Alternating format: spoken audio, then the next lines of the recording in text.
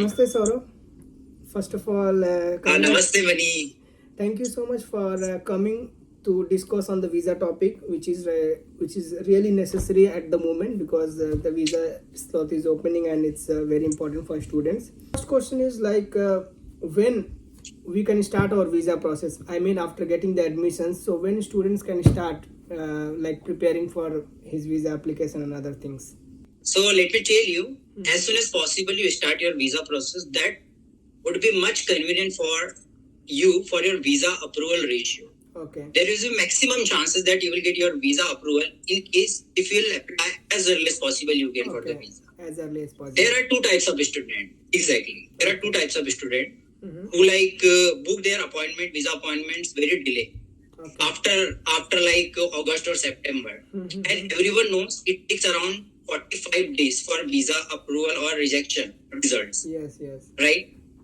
And there is a quota system also. I would say quota system, it means like every university have limited seats for each and every course. Oh, really? And I would like to, exactly. Okay. Just for an example, if anyone got admission in MBA program, okay, Masters of Business Administration. So if there is any university where there is 30 seats for non-EU citizens, right? So there are already 30 students who have already applied for their visa internationally. I'm talking about, not only in India. Okay. Internal, yeah. So if they already applied visa on or before July or August, right? Okay. And visa consulate or visa embassy got all the 30 visa profiles very, very strong. Okay. Yeah. Okay. So but of course they will approve their all the visas. So it doesn't matter your profile is good after you apply for a visa. Yeah. So I mean to say, first thing that you have to remember, book an appointment as early as possible you can. Okay. So you mean the pre-enrollment always start mostly in the month of June and it ends at the month of July. Exactly. In general. Almost. Okay. April, I would say May. From May, almost May to July. In between May to July, so we have to apply immediately after getting the admission. We have to apply for the pre-enrollment. Then I think after 1 month you will get the pre-enrollment summary, right? 1 month. Or exactly. So as soon as we get our pre-enrollment, we should start the visa application process, right?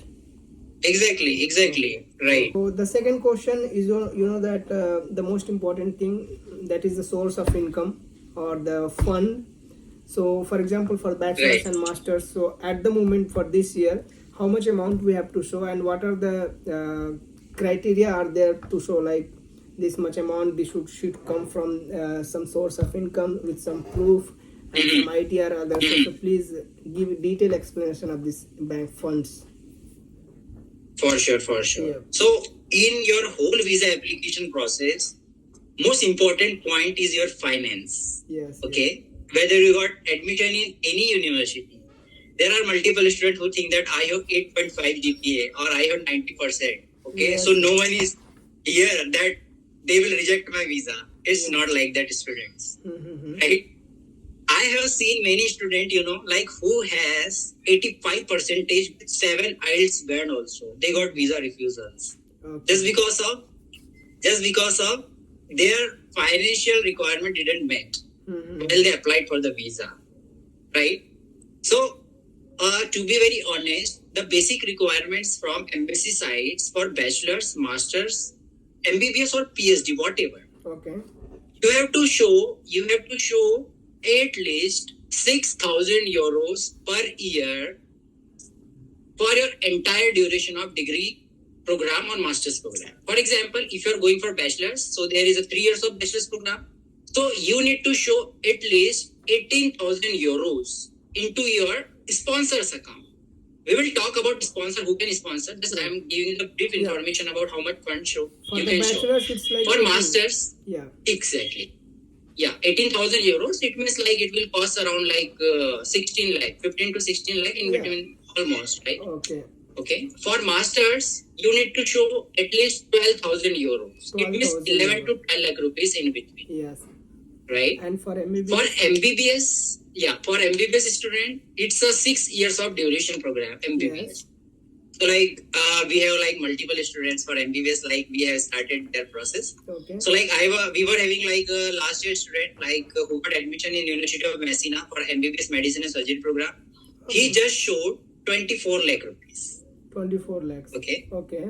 Yeah. For example, there is a calculation for 6 years, 36,000 euros. 36,000 So euros. it will, yeah, for the calculation as per 6,000 per euros, okay, it will be around 36,000 euros, but you don't need to show 36,000 euros because we belong to a middle class family, Yes, right? yes. 90% of the student. Okay. So in that case, at least you can show 20 to 25 lakh rupees, but the remaining amount that you haven't specified, you have to justify it on your cover letter, Okay. right? The remaining amount that we have sufficient fund in backup, Mm-hmm. right? And we will pay it later, Yes. right? So we have to also justify whether your financial requirements are meeting in case. If it is not meeting, so you need to justify it on your cover letter or sponsorship letter. But we have sufficient fund in backup also. Okay. We have property, right? We have fixed deposit. So definitely, if required in future, my parents is able to transfer these funds into my source account.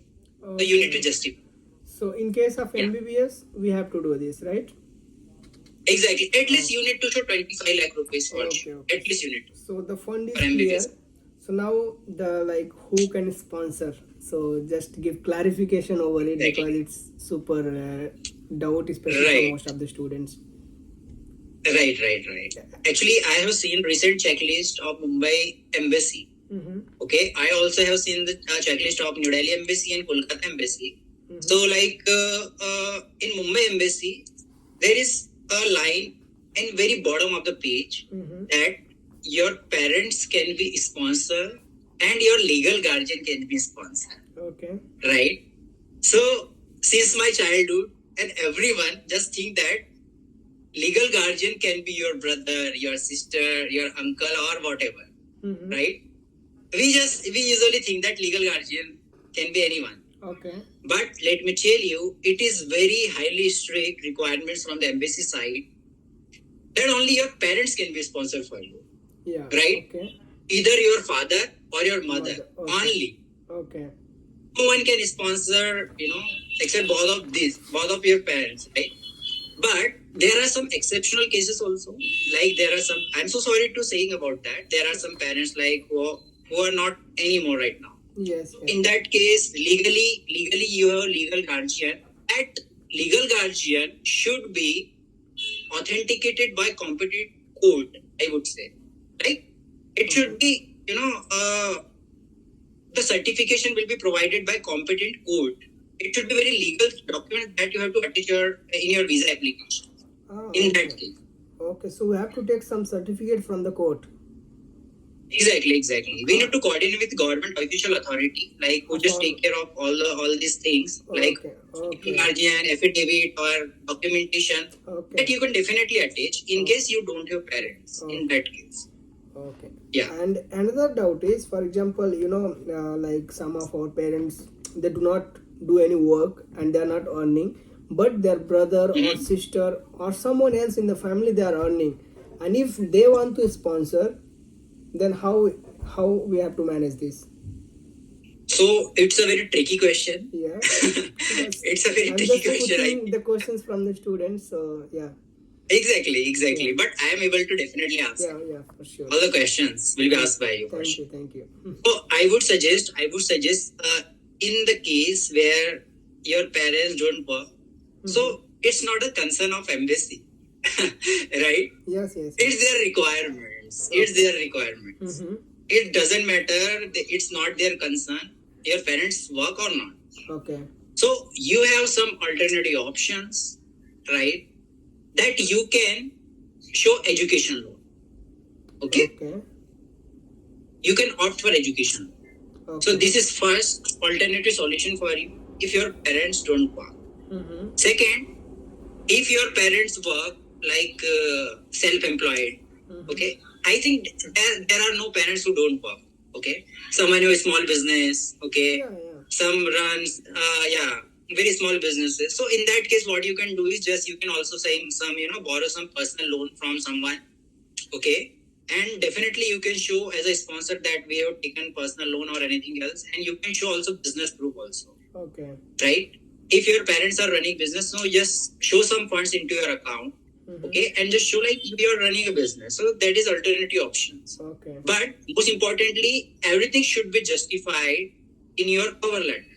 Okay. If your parents are working, so you need to show your parents' employment certificate. Okay. Okay, your parents' salary slips, right? Mhm. Last 6 months bank statement is required. Okay. Okay, From the bank. and Last it 6 should months. be exactly, yeah, in your parents' account, and it should be well maintained. It's not like that. If let's say your visa appointment is like 25th of September, so like 12 lakh rupees is credited into your account on like 20th of September. It should not be like that. Okay. Okay. Okay, you need to maintain funds from last 3 to 6 months at least, I would say. Yeah. Okay. The amount cannot be credited into your source account in bulk. Okay. Okay. Yeah, So yeah. and I for mean, those, yeah. yeah, I mean, Tell for me. example, as soon as the students they are getting the admission, they should start like putting amount little bit in their account. So that will be a better choice, right? As soon as they got the Right. admission.